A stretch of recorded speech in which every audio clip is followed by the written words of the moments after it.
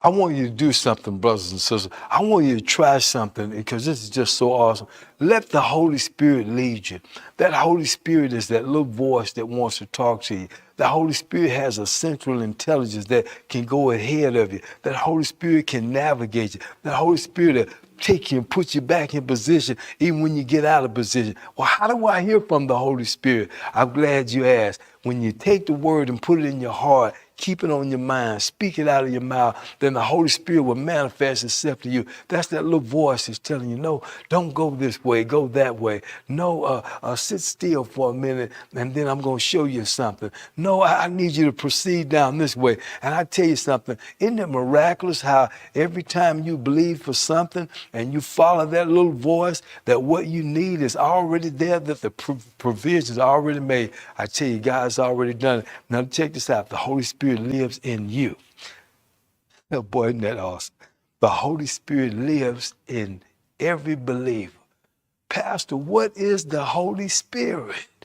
Well, I'm glad you asked. It's the Father, the Son, and the Holy Spirit. They're all equal. And when Jesus sat down at the right-hand throne of God's temple, he promised them something at Pentecost. Y'all stay there. I'm going to send the power back.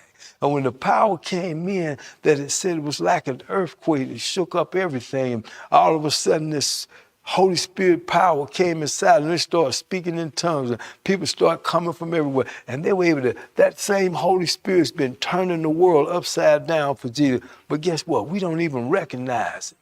When we hear that little voice say something, we don't even recognize it. And there's two voices. I want you to know that.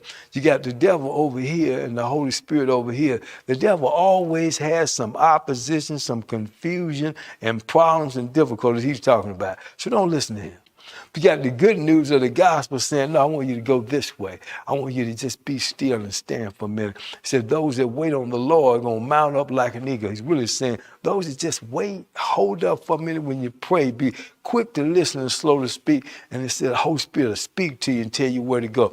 And he does it so, he's such a central intelligence because he can do it with a feeling. He can do it like the wind that's blowing.